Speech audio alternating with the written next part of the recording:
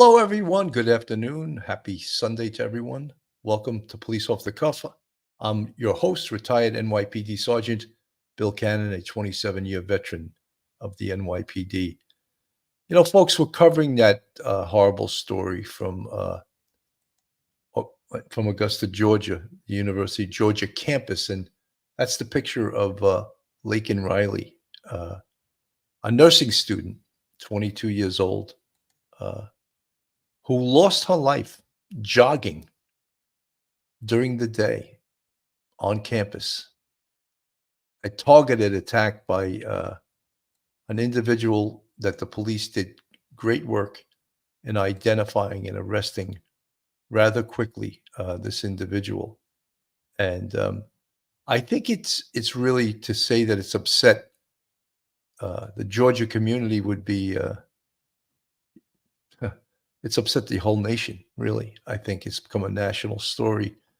And an example of, a targeted attack by someone that just, as the chief of the UGA police, Jeffrey Clark, said, he just woke up this morning or the morning of this crime, Thursday, with bad intentions, And then we ask questions, and we'll go over this during the show. Who is this guy? Frequently in a homicide investigation, you do what I call in my canonisms, it's called perpology.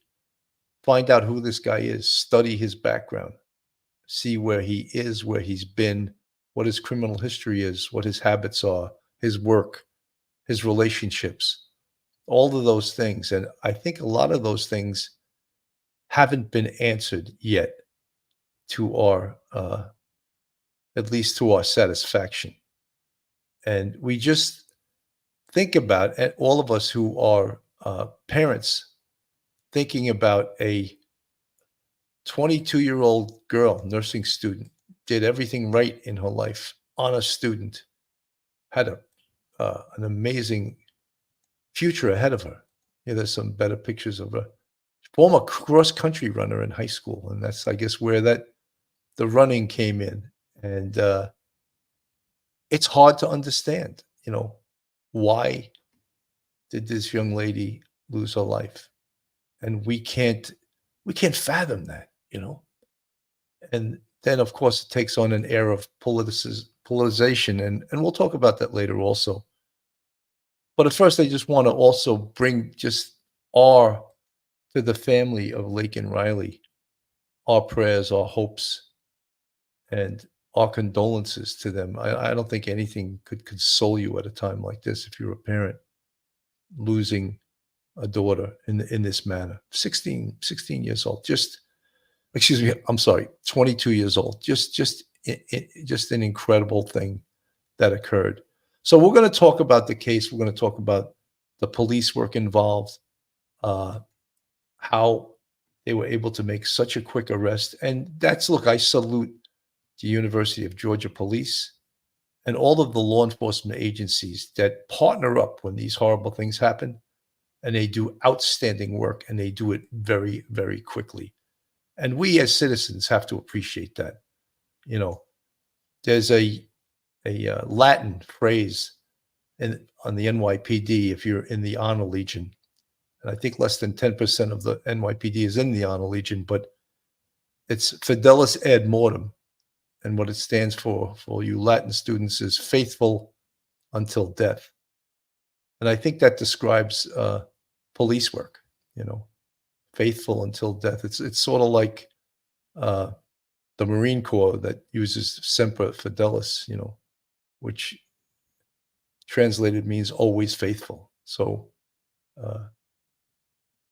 just keep that in your mind. Anyway, folks, you're entering true crime, real crime from a police perspective, and you're entering the off-the-cuff zone, the police off-the-cuff zone.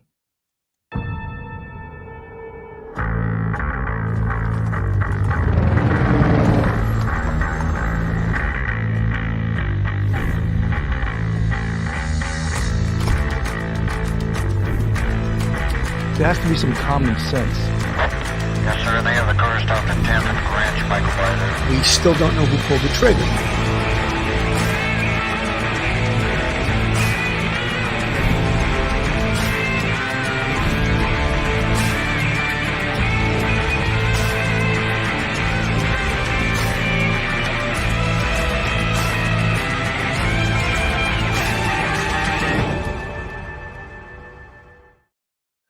Luckily today I'm not flying solo. I have my frequent co-host, and I'm happy that he was available on this Sunday afternoon. And I'm going to welcome him to the show in a minute. But we have with us retired NYPD Sergeant, professor at Albertus Magnus College in Connecticut, attorney, just all around good guy. Welcome to the show, Professor Mike Geary. Hey, Mike. Hey, Billy, good afternoon. Good to see you, and welcome everyone watching the show. Good to see everyone. Mike, I know that you studied up on this case and you watched it, and it's one of, I mean, probably nothing can compare to the Idaho 4 case, of course, with the perpetrator arresting that Brian Koberger. But this is horrific also. I mean, just whenever someone totally innocent loses their life, it's just too hard to understand. Yeah, Bill, you, me, Phil, we worked in, various areas of New York City, and you'd see gangbangers out there dying all hours of the night, all hours of the day. And, they are someone's, beloved brother, uncle, that sort of thing, maybe father. But, you usually figure they're in the trade. This is the price you pay. You live by the sword, you die by the sword. But in this case, uh, Laken Riley is 22 years old. She's soon to graduate with a degree in nursing. She was going to go on and do great things in her life and do her passion, and that's to save people and help people, with physical ailments and things like that, injured people. That is something that is really should be make people proud, and I'm sure her parents are very, very proud of her, because that was she was going to do. And that's what makes this so much worse than anything else, is that she is a perfectly innocent person, jogging around trying to keep in shape. Here she is on a college campus, which we know statistically, college campuses are probably one of the most safe places you could possibly be, rather than, say, jogging in a city or something like that. She's on a college campus. She does this every single day, and here she is, and she has her whole life ahead of her, and she's brutally beaten and killed by a thug. And it just, our hearts go out to the family, and I can't even imagine. I have 3 daughters, and and my youngest is just a little bit older than Miss Riley, and I can't imagine what they're going through at this point. Our hearts go out to them. Absolutely. This is a picture of the arrested perpetrator in this, Jose Antonio Ibarra. And when we look at a case like this, this person, Laken Riley, was targeted. And it wasn't that she was specifically targeted, but this thug was targeting this jogging path, which investigation reveals he lived about a mile outside the campus. So he obviously had probably stalked to this area before. And many of you folks had said last night on the show, and keen observation is that, could this be the same guy who killed Rachel Marin? And I covered that case also. And the MO, the modus operandi, again, was speaking Latin, unqualified to speak Latin, but method of operation. This is the mugshot they put out on the other case with Miss Marin. Yeah, Miss Marin. And I don't think it really, Rachel Marin, I'm sorry, I don't think it really fits the description. And I'm not saying, look, he could have gained weight, he looks differently, but I think when you look at the cheekbones and the shape of his face, it doesn't seem to match up to that mugshot. You know, it's not even a mugshot; it's a sketch. Right. So, but keen observation from the folks that follow us, and yeah, it's the MO, the modus operandi, is exactly correct. And one of the things that I want to mention in this case, we know that Laken Riley died from blunt trauma, Hmm. and one of the reasons for that is that she fought for her life. Right. When we look at this case, you talk about there's an acronym, MOD, MOD, in regards to homicide, and it's motive, opportunity, and desire. You know, so what was his motive? Well, we opportunity had the opportunity. What was his desire? Well, his motive. We think this was probably going to be a sex crime because this was not a robbery. There was absolutely nothing to do with drugs. So this was probably going to be a sexual attack. But she fought it off so hard that this guy took her life. And we don't know if they recovered a murder weapon or a rock or something that he used to hit her. We don't know that. They haven't released that much. But that's why we want to know, who is this guy? You know, he's 26 years old. We know that he's from Venezuela. He's not in this country legally. He came into this country in 2022, and he came in. Documents from the Border Patrol reveal that he crossed in El Paso, Texas, in September 2022, and he was released for lack of detention space. He was arrested 5 months ago in New York City. He was arrested on September 14th, 2023, in Queens, New York, for injury to a child less than 17 and had no license. And apparently what that was, we found out, was that he was driving a 5-year-old child on the back of a moped, and he was pulled over, and he was charged with endangering a child. So that was that. So to graduate from, I mean, that's an irresponsible crime, but to graduate from that to an attack, taking someone's life, you have to question, well, what did he do before he arrived into this country? Where's his criminal history? How come we don't know about it? And these are the questions that I have, and these are the questions that people involved in this, that are watching this, have. And these are the things I think that upset us, because we expect our government, our laws, our police to protect us. And when they don't, by allowing this to happen, and back in 10 years ago, 15 years ago, that arrest in New York City would have resulted in ICE being called to the scene and taking him and deporting him. That's right. The New York City police now are forbidden to call ICE when they make an arrest of an undocumented person. So what is that telling us? Why isn't our government allowed, or why aren't they protecting us from the dangers? And you'll hear all other kinds of news reporters saying, yes, but if you compare statistics, more Americans commit murder than illegals. Of course they do. There's more Americans, and how could you use that to make anyone feel better? This 22-year-old woman lost her life, and this guy happens to be an illegal. It happens to be they could have deported him, and they didn't. So you didn't protect her life, Mike. Yeah, Billy, it's not totally unique. And and I do, and Phil knows, it's not totally unique that someone who has a fairly clean record suddenly commits something totally unpredictable, like a homicide like this.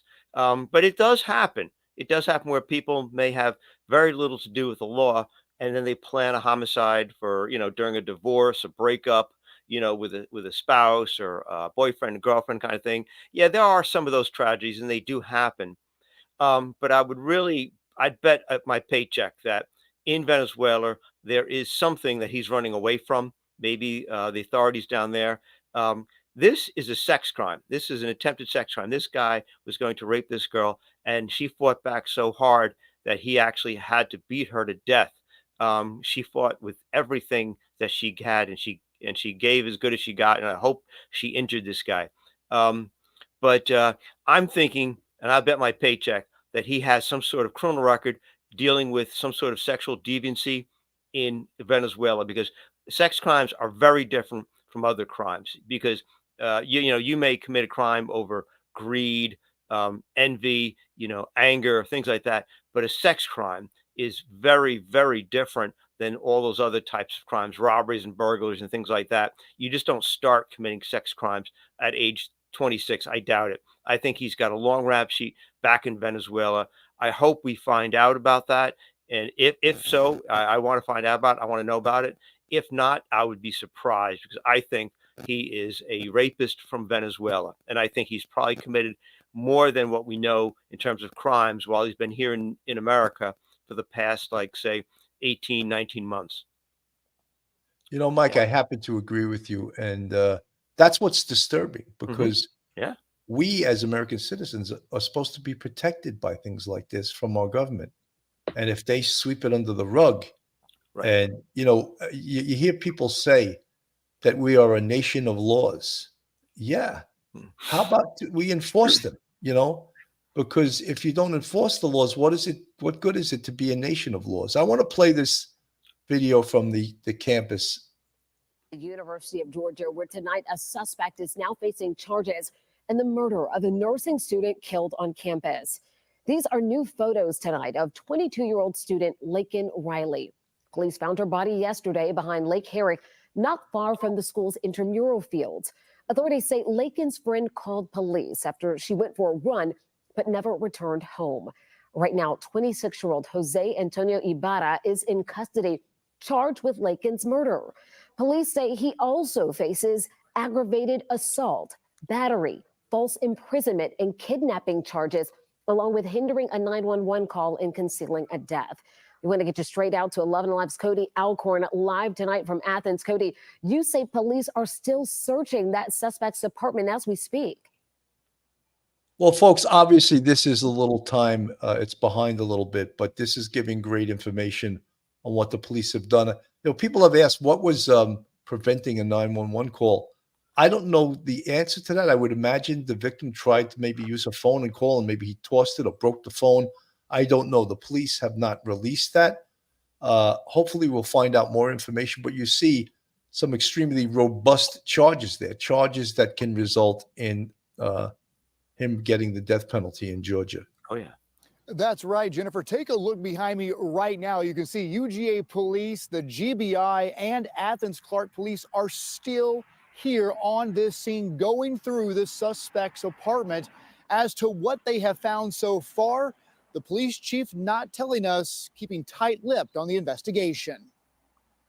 On Friday night, UGA police announcing an arrest. Jose Antonio Ibarra. In the homicide of 22-year-old nursing student Laken Riley. This was an individual who woke up with bad intentions on that day. A 26-year-old. He did not attend school at the University of Georgia. Who the chief says didn't know Laken, in fact, never met her until Thursday morning. I think this was a crime of opportunity. The suspect's apartment, which was searched all day Friday along with several dumpsters and trash cans, backs up to a Coney Forest Park on the UGA campus, where Laken was jogging Thursday morning before she was attacked. The evidence suggests that this was a solo act. As to how she was killed, blunt force trauma. While an arrest gives the campus some sense of safety, this heinous crime is a reminder evil can show itself anywhere at any time. This is a heartbreaking time for the university. We have requested the suspect's mugshot, but it has not yet been released. Well, this is untimely. We already have that, but I'll put it up right after this report. I'll tell you, Jennifer, I think one of the scariest things for parents in this case is knowing that it could have been anyone's child out on that track. As you heard the chief say, this was a man who woke up with bad intentions, and Lakeland just happened to be at the right place at the wrong time. Yeah, Cody, certainly something a lot of families are thinking about from that Athens community tonight. Thank you. Well, Laken Riley is from Woodstock, and people there and in Athens remember her as a shining light, unselfish, a young woman who inspired others. 11 Alive's John Sherrick with more on the life the young woman lived. Private tears, public memorials in Athens and in Woodstock for Laken Riley, 22 years old. Laken Riley lived to serve others, studying in Athens to be a nurse. Laken had been a UGA student, but in May of last year, she transferred to the Augusta University nursing program in Athens. Augusta University expressing its deepest sorrow. And the University of Georgia, in a campus-wide statement, writes, "A vibrant young life was senselessly taken on our campus. Laken's character and spirit, part of her legacy. She graduated from River Ridge High School in Woodstock in 2020. A scholar and athlete. Cross-country coaches Keith Hooper and Mary Bisgrove say Laken competed in state competitions. And they call her unselfish, with a passion for healthcare science and running. She will always accompany us as we run."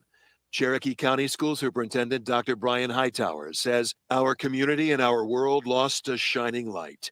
Laken inspired classmates and teachers with her love of learning and her kindness to all." There will be a vigil for Laken's family and extended family here in Woodstock and in Athens and beyond.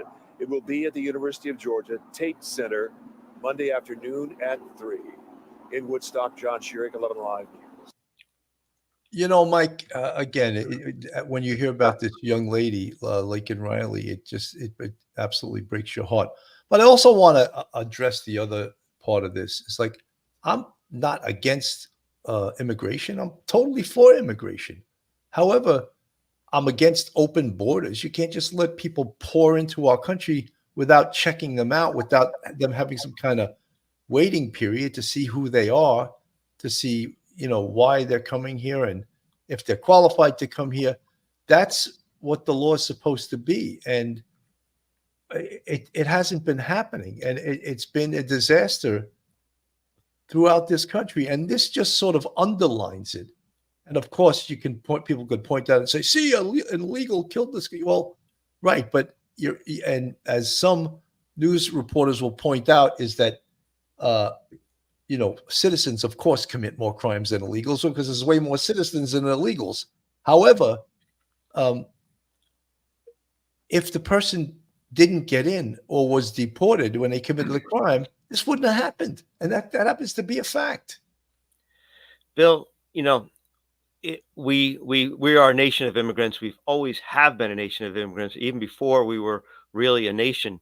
I owe the immigration laws to my grandparents coming over here, and probably with your family too, and many, many families that are listening to this podcast, and many people in America. We can trace our lineage back to different continents, but to not carry, it's not like we don't have the laws on the books, and we need to create them, and we need to create the agencies that are going to police our borders. No, we've had laws in the books for 200 years. We've changed them. We've redefined them. We've added police of all levels, and we've worked well with federal agencies. I remember in the Bronx in the 4-6 when I was a rookie cop, calling up Immigration Naturalization Service anytime I arrested someone who I suspected was an illegal immigrant. I'd give them my name, the perp's name, his date of birth, and his arrest number in the Bronx, and tell them, okay, if you want, if he is illegal, you can pick him up. Be our guest. That was something that you did every single time you brought a perp to central booking, and you thought they were they thought they were illegal. We've shot ourselves in the foot, and it's our own fault. And it's really sad that this is what it has come down to. If he had been detained at El Paso and turned around and told to get and stay in Mexico while you await your request, he wouldn't have gotten in. If he had been arrested in New York and then they notified Immigration Naturalization Service, ICE, they could have come and deported him back to Venezuela. It's interesting that Venezuela, I think, isn't even going to take any more of the illegal immigrants back. And that's frightening because well, Mike, that's because they're not giving us their best. They're giving us they're giving us the worst. Yeah, we're not getting their PhDs. Yeah, we're not getting. It's our own fault. It's our nation's. It's our own fault. Not as voters, but as taxpayers, we're getting shafted. That's just the basic bottom line. it's just incredible, and it's a horror show. I'll just tell a quick story. A month before I came on the police department, I was held up at gunpoint, my brother and I, and there's a whole long story to it. But we wound up being forced into an apartment, and when the guy was going to start tying us up, we jumped him, and he fired 4 shots at us, and my brother got hit in the stomach. We disarmed him and held him for the police. Lo and behold, he was an illegal here from the Dominican Republic. He was on parole for murder. He was a bad guy. This was 1984. And so he wound up getting sentenced to a very long prison sentence, but they kept trying to parole him. And I kept writing letters to the parole board, imploring them not to let him out. And I kept him in jail for, I think, 22 years with my letters. Good. And when the 22nd year came up, I wrote to ICE and I said, listen, this guy's an illegal. And ICE was waiting outside of Sing Sing. And as soon as he walked out, they put handcuffs on him and they deported him back to his country of origin. So you may have said I was vindictive, but something, I got shot at. This guy meant to kill me. And that's when the law used to work. They deported him. He's never been back in this country again. And that's the way the system is supposed to work. And however, it does not work because no one's following the law. We're a country of laws that doesn't follow the law. And that's where the rubber hits the road. And that's where it's a little bit, it's ugly. It's ugly out there, and let me play a little bit of this here. The list is extensive, Phil, and it can always grow, right? They have the right to add charges later. Discussing I do the not charges. see rape on this charge. I wanted to get your take, seeing that list and what story that list tells us. Well, good evening, Ashley. I will tell you what it tells me is that they had asked the chief what was the motivation here, and he said there was no known motivation. Now, there has to be motivation. There's 3 reasons why people murder people: sex, drugs, or money. Obviously, I don't think there's a drug component here. I don't think that he was there hijacking her, so that leaves the sexual assault part of this as a component. It's my speculation, based on what we know, that this assembly of charges here is to ensure that he's going to be tried for a capital crime. And yes, the death penalty will apply. So it'll be up to the prosecutors to see if they're going to pursue that. But the reason you don't see sexual assault here is because it didn't happen. And I think that what this suspect's motivation was, she may have been a random target, and the chief used an opportunist, a crime of opportunity, which it was. But I got to believe that this guy has been scoping this area out. It's next to the intramural fields. He knows that these college students are running across this area all the time, and he was there looking for this opportunity. And unfortunately, here comes Laken, and it was the time for him to strike. And I think that the reason you have sexual assault is because she fought him with such ferocity, he wasn't able to accomplish what he was seeking to do. God, I hope so. And I hope that, they've got DNA under. Mike, one of the things I wanted to mention too, and I am one of the biggest proponents of anti-crime. And it was one of the most successful programs in NYPD history. And what it was plainclothes units that went out into a precinct. Many units like citywide anti-crime targeted guns, taxi robberies, that type of thing. And many precincts that had more of like street robberies and grand larcenies, that type of thing. Anti-crime could blend in with the population, not dress like a cop, not wear a stupid NYPD hat like I'm wearing right now, but blend in with the crowd and actually be able to observe the crime and observe suspicious activity. This guy, Jose Ibarra, I would have spotted him in 2 seconds, and I would have surveilled him, and I would have known that he was up to no good by his body language, by him having no purpose out there other than watching people, watching someone go by, turning his head, just the whole body lingo they give that someone that's a robber or committing a crime gives. And, I don't know if a college campus has plainclothes units. The NYP doesn't have anti-crime anymore. People objected to it. It was too effective. They were locking too many people up, And I mean, I'm giving the police point of view. Obviously, the people that got rid of anti-crime think it was way too intrusive. There was too much stop, question, and frisk going on. And they got rid of one of the most effective units in the NYPD. And just to say, in a community like this, a college community, this would have been so effective to have a plainclothes unit. They would have spotted this guy. Yeah, Billy. One of the problems is, college campuses are statistically some of the safest places in the world to be. I know my own college, people are walking around and you don't think twice about your safety because it's a place you've known. I've been there for 20 years. The students are there 2, 3, 4 years. They get to know everybody. They might not know everybody's name, but they see people. Hey, how are you? You don't really think twice about who's following you around because there's generally people in the area and it's fairly well lit and everybody's on this in their little, protected space.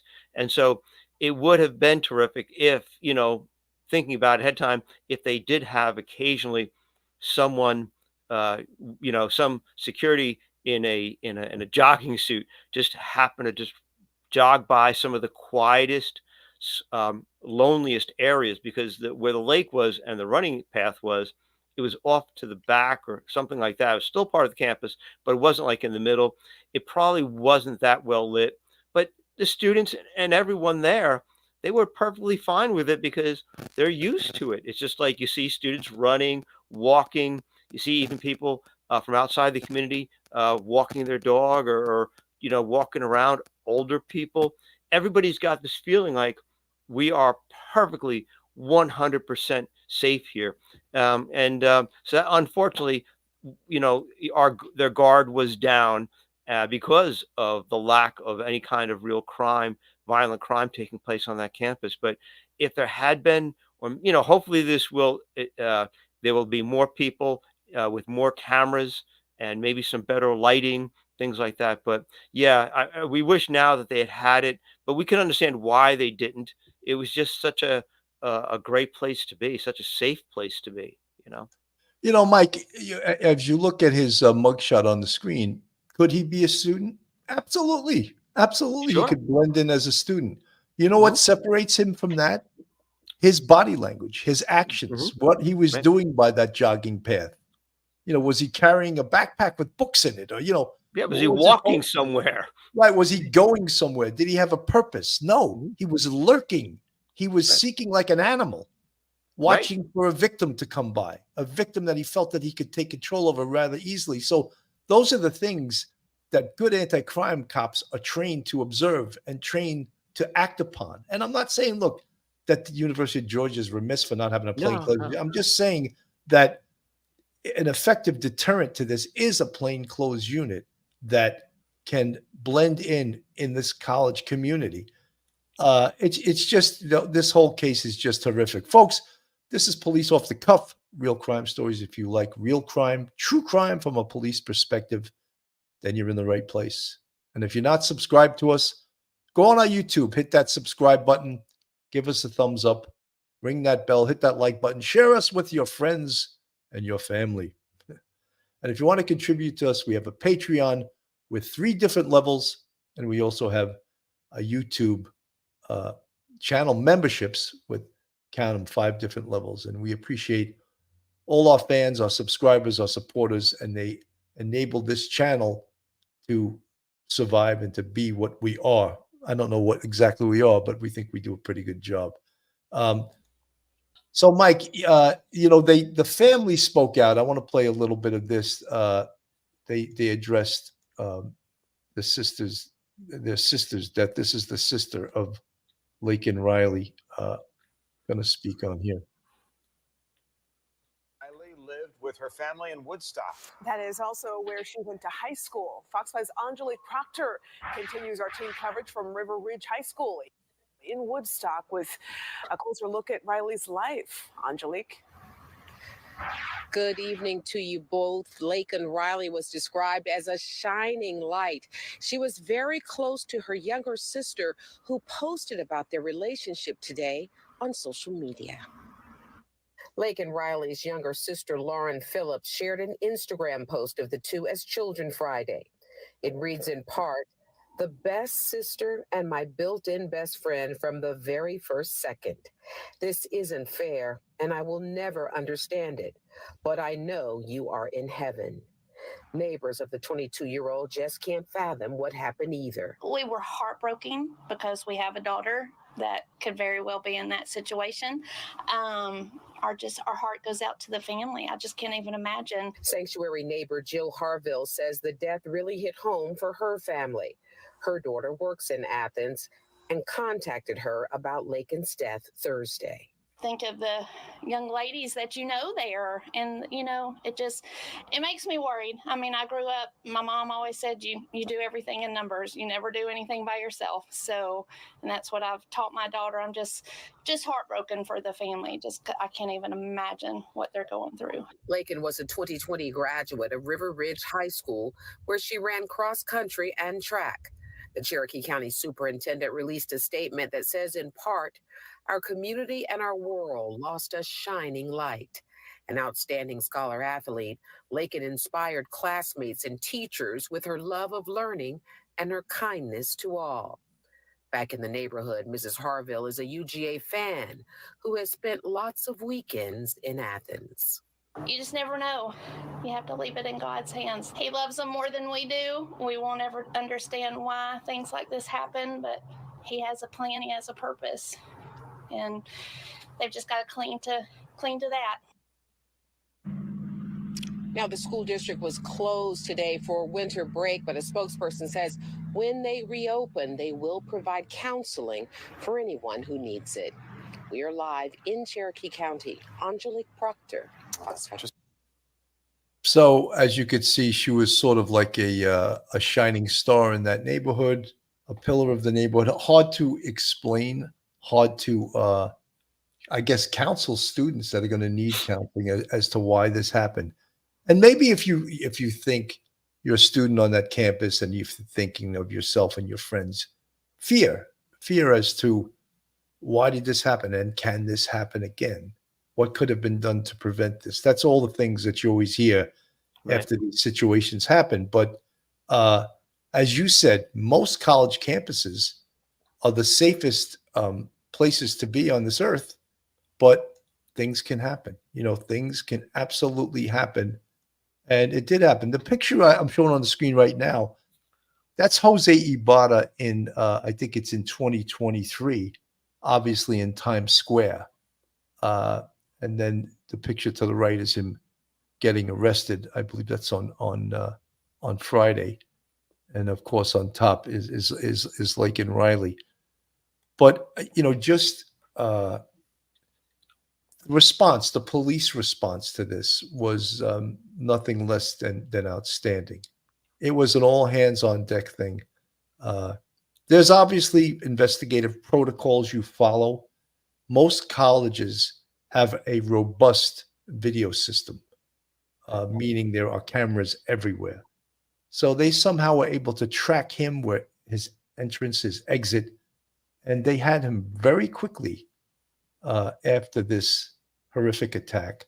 And they were also able to conduct a search warrant on his home, unknown right now. It's not totally updated, unknown what they recovered in that search warrant. But people think sometimes that aren't in law enforcement that, oh, he's arrested, the case is over. No, it's not over. It's just beginning. Now we got to build this case against this guy because we would like to see him get the death penalty, and you want to build as strong a case as you have. So again, it's cliche, but cross your T's and dot your I's. Mike. Yeah, Billy, the UGA security and the county police and the Athens police, they did a fabulous job.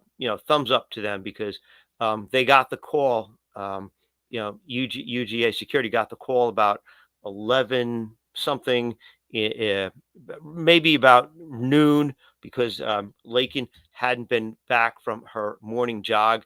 And it wasn't like a 4 a.m. jog. It was a jog during daylight hours. and her roommate said that, called, said that she's worried about her. They went out, and within about 15 or 20 minutes, because they knew, they were told where she might be jogging, they found poor Laken there. She was unconscious. She was dead. She wasn't breathing. And from that point on, immediately they probably did the videotape, going back, checking the records, seeing what possible escape routes from that area. Where would somebody go? You look around. Okay, would I go into the woods over there? Would I climb over that fence? Would I head back towards the more populous part of campus if I was going to kill someone and then run away? They did a fabulous job. They got this guy within like 48 hours. It was really terrific, hands-on work.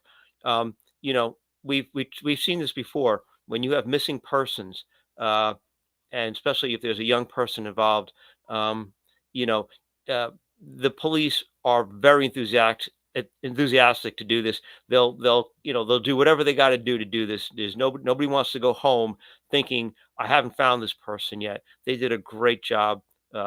Thumbs up to them. And now, as you say, the real part begins, trying to figure out why this happened, how it could have happened. Check his cell phone. Has he been taking pictures of Lincoln or other girls, or who has he been? Where are those pictures taken from? We could place him then on the campus at different dates, because your photographs are time stamped and location stamped. So that's something really terrific.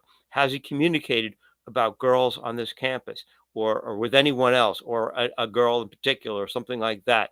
You want to know all of those things, and that helps figure out how exactly this happened.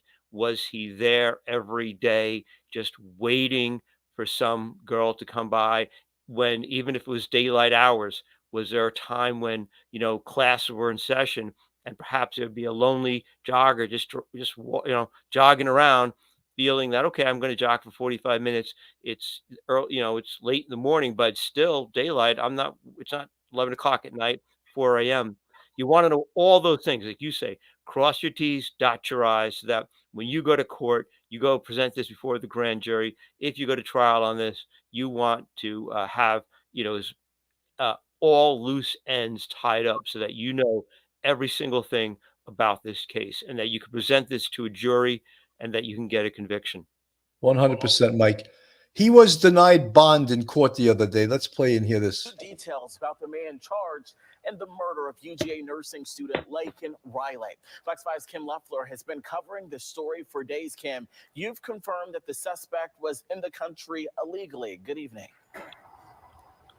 Good evening. Yes, Jose Antonio Ibarra faces several charges, including malice murder in the death of 22-year-old Laken Riley on the UGA campus. Now, Fox News has confirmed he was in the country illegally. We've also learned his brother was arrested for having a fake green card, which he used to get a very brief job at a dining hall on the UGA campus. That's interesting, Mike. Mm-hmm. He lived with his brother. They lived about a mile away. His brother had gotten a job on the UGA campus through using what we would call a forged instrument, right? A fake green card. And I guess it fooled the college for a while, and perhaps they checked with Border Patrol or ICE to see his immigration status, and they found out that it in fact was a phony. So, but interesting.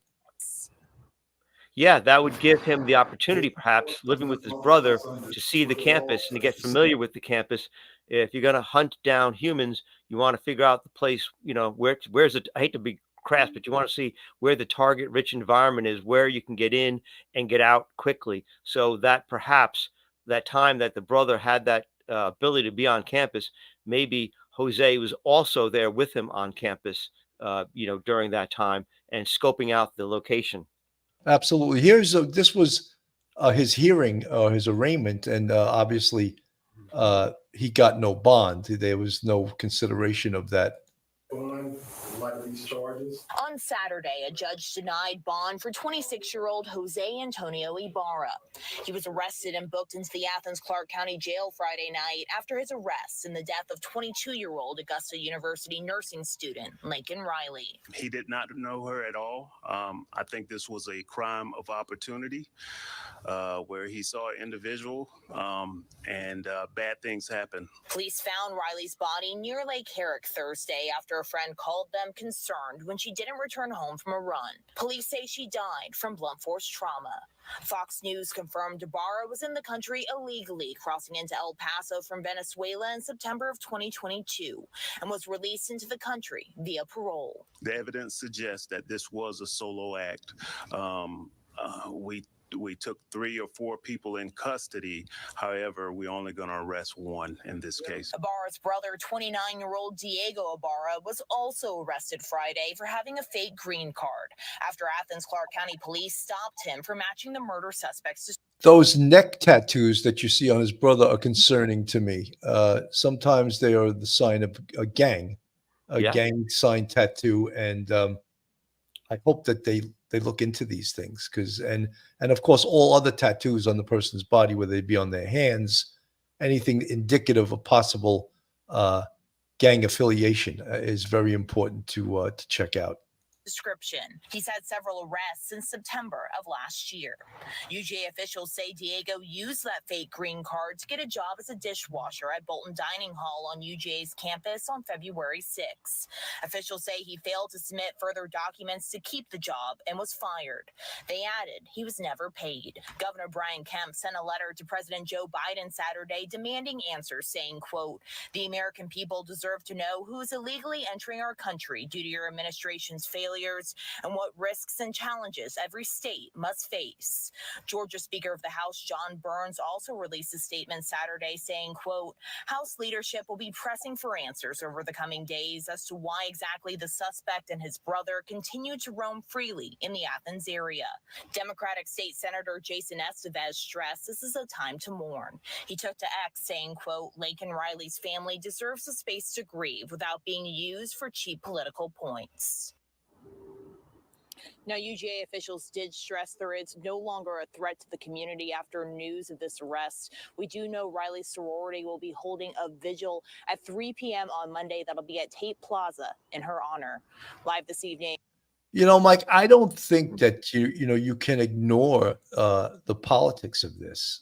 I don't think you can, and of course, shame on either side that tries to get political points from this, but it just happens to be a fact.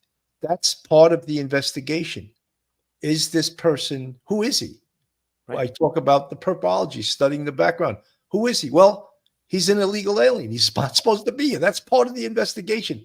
Now, if people are going to call that cheap politics, I don't think that's the case. I think that you have to look into that. As I said, if it's part of the investigation. We also want to look deeply into his background to see if he had a criminal history in Venezuela. Tough to find that. Tough to dig. Where are we going to find that from? Where are we going to get that from? Is Venezuela going to cooperate with us when they're letting droves and droves of their worst, not their best, come into our country? So are they going to cooperate and send us his criminal history? Answer that. Yeah, they're not going to cooperate with us. Why would they want to cooperate with us? It appears that they are actually helping flood our borders with people. We have massive people from South America, Chinese now. They need to get from, say, for instance, China across the Pacific, by plane to land somewhere in Mexico or whatever. It takes money. These aren't poor women with children and elderly men and women. These are, 18, 24-year-old men coming into this country, single men coming into this country, with the neck tattoos, that sort of thing. Those things are, when you see those things, your criminal justice antenna should pop up and say, there's a warning here, because this is not the kind of refugee person you would expect, seeking political asylum. What we're seeing is a gender and an age bracket of potential and criminals in our country. We saw this with the boat lift in 1980 from Cuba, and all the mayhem that was caused in our southern states because of it. And so that was 45 years ago. That was the Marielitos Yeah, boat that's lift, right. and That's right. that's what the movie Scarface was based upon, was Right. that, that's what created Tony Montana, man. Right. So this is 100 times worse because there's 100 times more people coming in, and it's going on a lot longer. It's been going on for 3.5 years now, and Yeah. shame on us. Let's play a little bit of this. We're gonna hear from the head of The murder immigration. of a 22-year-old Georgia nursing student, Laken Riley, is the Venezuelan who reportedly crossed illegally into El Paso back in 2022 and was released into the U.S. on parole. Here to discuss, retired acting ICE Director Ron Vitiello, along with Dan Rosenberg, who knows about stories like this all too well. His son was killed by an illegal immigrant. They both join us now. Dan, I'd love to start with you. I know you've spoken about this in the past. Your son was killed in a collision with an illegal immigrant. When you arrive at a moment like this, Dan, how does the fact that the perpetrator of a crime shouldn't have been in the country to begin with impact your grief? Well, it makes it completely a preventable crime. There's always going to be traffic collisions, crimes that are committed, but these are committed by people who have no business being here.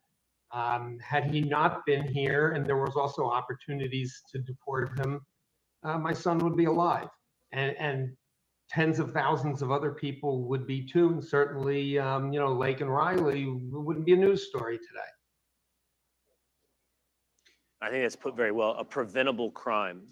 We also have domestic crime. It's hard to wrap our minds around the fact that we import crime to add to our troubles. And in your situation, Don, your grief. Ron, I'm going to put up the charges now for this Venezuelan illegal immigrant that is allegedly killed Laken Riley in Georgia. You can see him on your screen. It's malice murder, felony murder, all the way down to kidnapping, concealing the death of another. Ron, what I'd love to ask you is probably something that many people are asking themselves at home. So we now know how many times that Jose Ibarra came into contact with the system. That first time he comes into the system, and I haven't heard about his criminal background in Venezuela. How does Border Patrol check if what they have encountered is someone, you'll never know about their propensity for crime, but you will know about their history of crime? Let me start by giving my condolences to the Riley family and Dan as well. These are preventable crimes, to the point. What happens in the system is when Border Patrol encounters people like this from wherever they are, they do the best they can, right? Everybody's fingerprinted into the system. That system is checked against the holdings that are in the United States. And that's important. Those are the holdings that the FBI and the databases that the states produce for people who have been previously arrested. And so do we share stuff with Venezuela? Yeah, through Interpol and other mechanisms. But it's not like checking with the local sheriff whether this person has been arrested before or whether the FBI has their fingerprints in a database somewhere in the United States. So we're really dependent on agent observation about, like gang tattoos, other, attributes that the person might have. We may know that they're a criminal. We may know from a different source like intelligence that they're criminal. But we're really dependent on the holdings of the United States government. And in the case of this gangster or this individual from Venezuela, we knew that they were from Venezuela. They may or may not have had documents. We don't even really know that based on the testimony that they give to agents in the field. And so this is the idea, Will, of all the risks that we face when you have an out of control, chaotic border. These burdens come front and center to the Riley family, to Dan's family, and to families all across the world. Again, a preventable crime.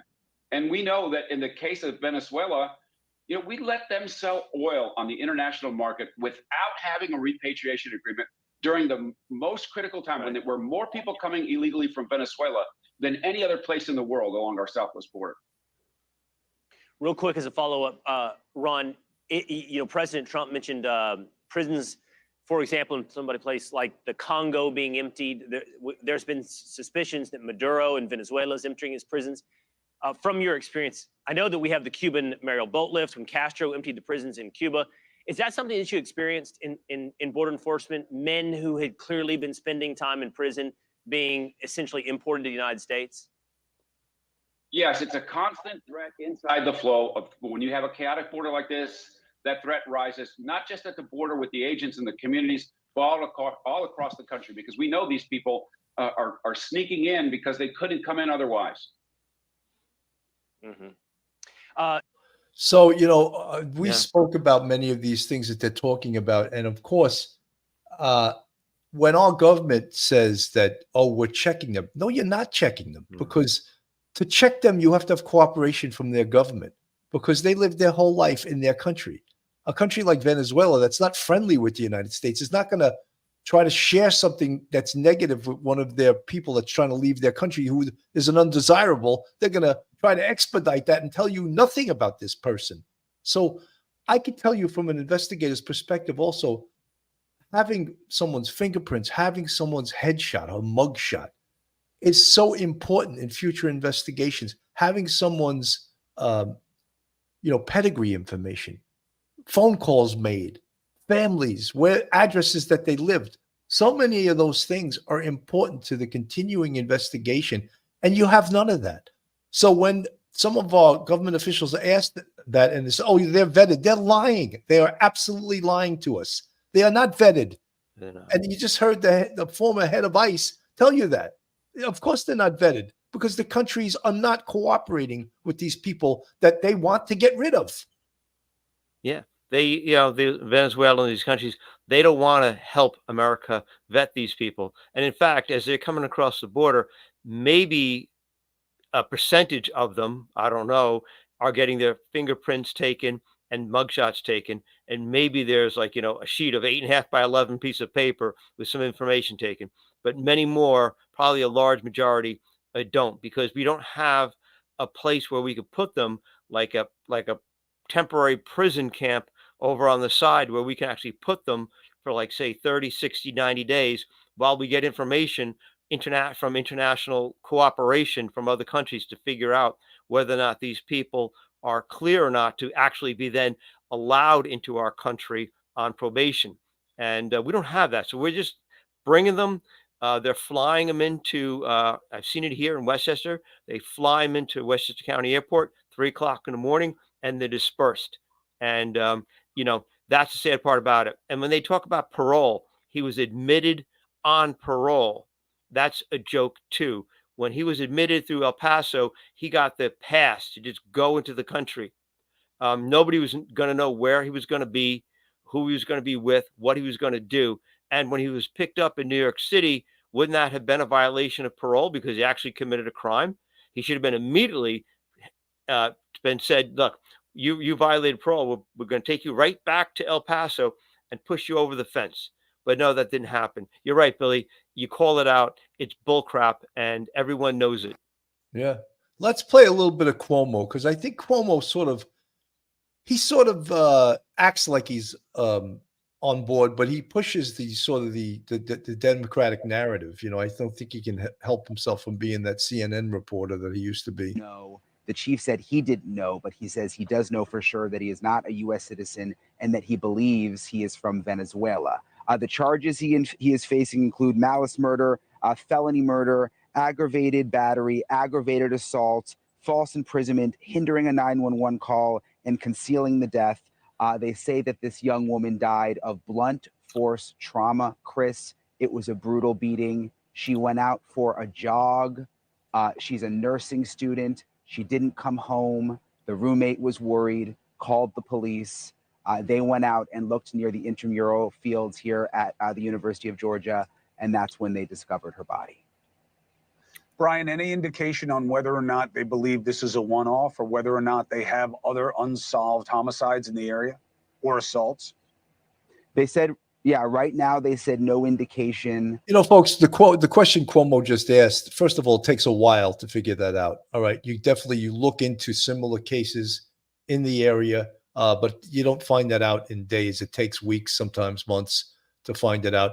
Also, in this case, this Jose Ibarra, his DNA will be submitted to CODIS, and they'll see if it matches any forensic DNA out there This is the first time, obviously, that his DNA is going into our CODIS combined DNA index system.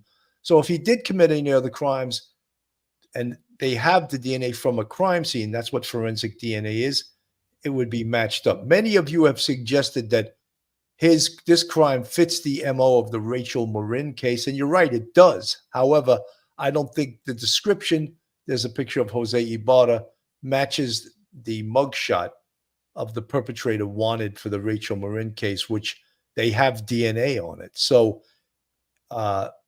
if Jose Ibarra is the killer of Rachel Marin, they will know that pretty damn soon because his DNA would match the DNA from that case. That he's involved in anything else, but they called this a crime of opportunity and said that they did not know each other at all, that the victim and the suspect had no relationship that they know of. Again, she was just out jogging, and he apparently attacked her.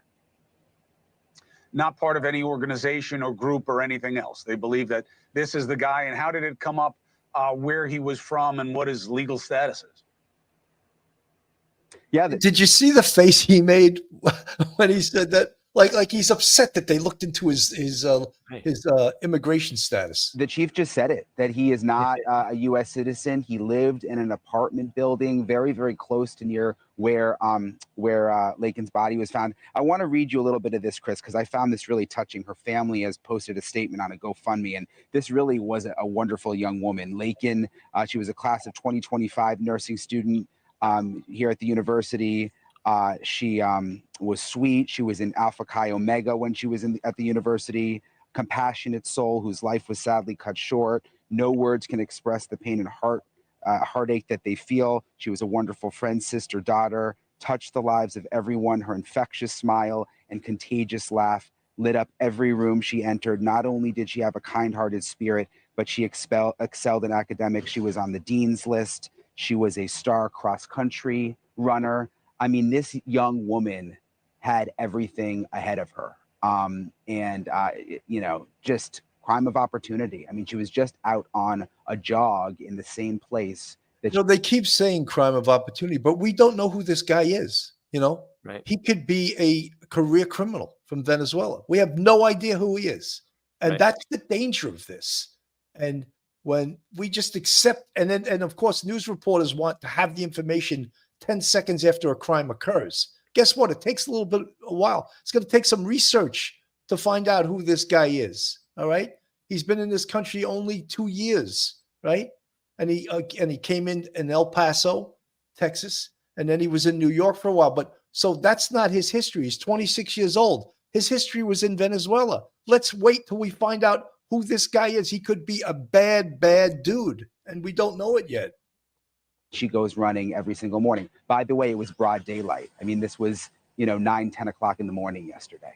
Right. Look, crime of opportunity is another way of saying she was hunted by a monster. And this is one of our best being taken out by one of our worst. Brian Enton, thank you very much. Appreciate it. Now, we'll stay on this story because this guy not being a U.S. citizen is going to resonate, okay? It's not Enton's job. It's not my job, but you're going to hear it in politics. Now, let me just give you some context. How many homicides do we have in the United States annually? Homicide is where someone causes the death of another. About 19,000 in 2023. That number's high, right? It's actually down about 12, 14%, depending on what blend you look at data-wise. 77% of you think that number is up. Why? Because of how we demonize in our party politics. See, no, I disagree. Yeah. I totally disagree. Because first of all, as part of any criminal investigation, you want to know who this perp is. And part of how he's here and what he's doing here is part of the investigation. And the other side tries not to release this information. I mean, how long did it take for the shooters at the Kansas City Super Bowl celebration? How long did it take for them to identify him?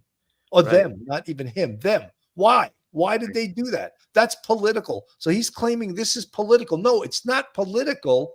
It is when the newspapers and the talking heads and they dwell upon it for clicks and for audience. However, it's part of a criminal investigation to find out what I describe in a canonism as perpology, the study of the perp. Who is he? Where's he been? Where's he from? We need to know all of those things. How many of those homicides are committed by non-citizens? 0.00005%. 29 last year. But the illegals commit a lot more crime than citizens, right? Wrong, unless you include their illegal entry. The arrest rate for non-citizens. But this is such crap. You know what I mean? But you're comparing like apples and watermelons, really, because there's way more citizens of the United States, of course, than there are illegal immigrants. So to compare the crime statistics, the point is, Chris Cuomo, is that they're not supposed to be here. They Right. broke the law in coming here. So if they commit any crime, then it's on our government. It's against our government. It's not political. They don't belong here. They're here illegally. So if you want to stand and grandstand and start comparing statistics, they do not belong here, committing any crimes whatsoever. Is half of that for citizens. Now, here's my point. Everybody knows the border is a problem. They shouldn't have to scare you. The realities are frightening enough. Everyone should know that your leaders choose not to fix it because the problem works better for them politically than any solution. Isn't that, something? I agree with him on that. Isn't that Yeah, scary? yes, absolutely. Mike, that's scary, right? That our political leaders choose not to fix it because it's better for them politically not to fix it than it is to fix it. So the hell with the American people. The hell with safety. The hell with the taxpayer. Them getting reelected is more important. I find that scary. It is, Billy. It's been going on since I can recall from the 1970s. The border has been a disaster. We can fix it sometimes. We put up sections of fencing and things like that, and maybe we've gotten it down in the past to a dribble of people coming through. But the same politicians who could kick the can down the road for a generation and not actually join together through as political parties and come together and do something in the interest of and would actually benefit every single American in this country. You can't trust them, and so therefore, when they open up the floodgates again with a quick executive order, we're flooded with illegal immigrants. Nobody has to scare you. You could just look at the TV every single day without commentary. No one can accuse Chris Cuomo of being Einstein. This is a gentleman who, when they were talking about mostly peaceful riots, he's the one that said, whoever said that demonstrations have to be, peaceful. Right. I love that. I remember that. Remember, that's the First Amendment to the U.S. Constitution, the Bill of Rights. He was supposed to be an attorney from Yale. Yeah, shocking. No, he went to Fordham, Mike. Fordham. Oh, Fordham. He went to Yale undergrad, and then he went Okay. to Fordham Law School. He's got a law degree from Fordham, and Right. he's the He's same money. guy. He's the same guy that asked the Kansas City attorney of the guy who was the Jordan was his name. Jordan's attorney. He's the same guy that asked him, "Don't you think your client should just come out and get ahead of this?" What Right. attorney would give his client that suggestion? Yeah, he can't help himself. Mr. Cuomo has been a part of politics, deeply embedded in politics for his whole life. So therefore, he can't escape it. He can't see it from a neutral point of view. He has to see it from one particular point of view. And that's sad because what he has just done is poo-pooed what Brian Hinton had talked about and saying like, oh yeah, there's no danger. Oh, of course there's danger. Are you kidding me? Don't put your head in the sand. Take your head out of the sand and look around. But he can't help it. Lieutenant Peter Pranzo, this is a prime example of how a lax law enforcement system pertaining to an overrun immigration mess is plaguing America. Lieutenant Pete, you hit it on the head. That's right. That's so true. And let me just finish with Cuomo. We'll finish up with what he had to say. Why? Because it keeps you scared. Makes it easy to keep you divided. Who's got no heart? Who's got no brain? It makes it easier for them to get votes. And that's why you just saw that bill come and go, just like that.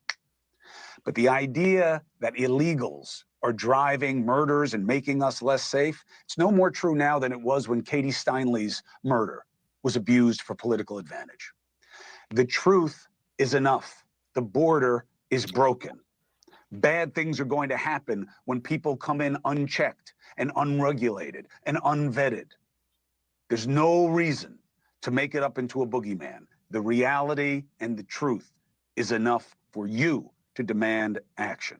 I would agree with that. He said something actually that was no. I mean, Yeah, every he once did. in a while, every 20 things, he may say two things that are actually And true. remember, a broken clock is right twice a day. Remember that.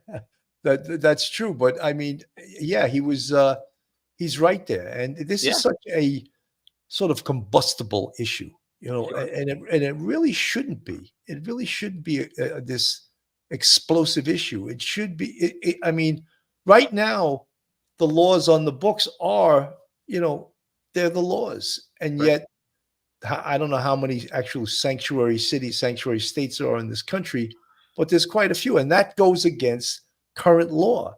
So if we preach that we are a country of laws, then we should be following the law. However, that's not what's happening, is it?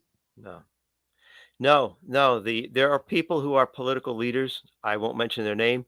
They take oaths when they come into office to, follow the Constitution and ensure that the laws are faithfully executed. That's not happening, and we see that at levels of even in state government. We see,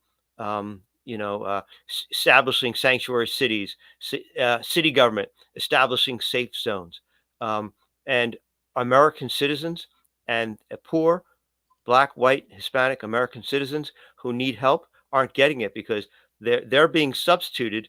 Their place is being substituted for the illegals coming in. Shelters, food, clothing, cards. I think we were even giving them bicycles or something at one point in New York City.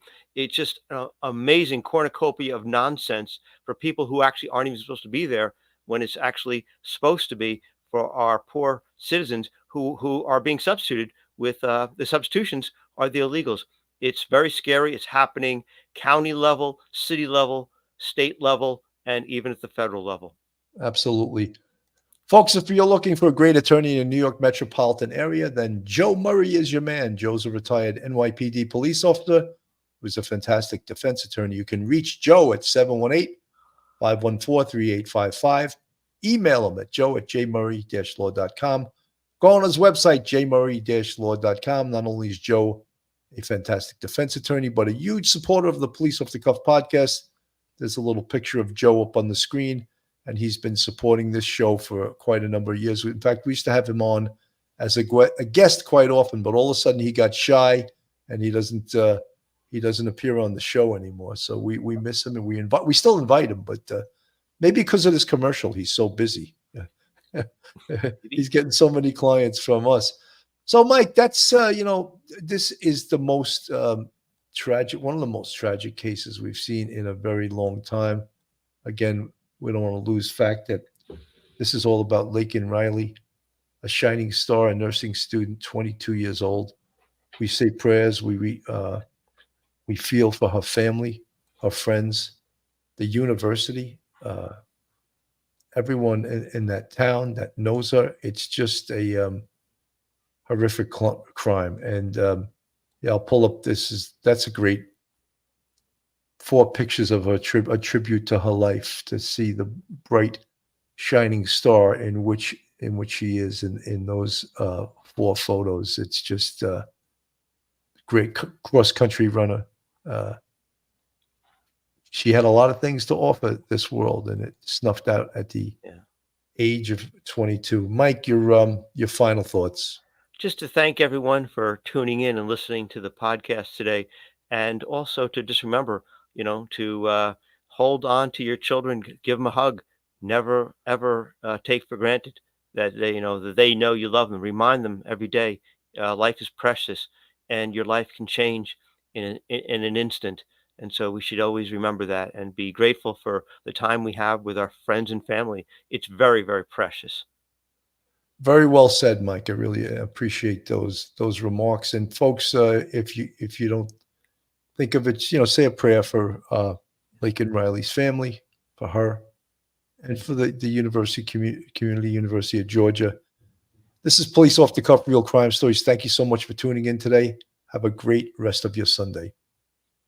Okay. One episode just ain't enough.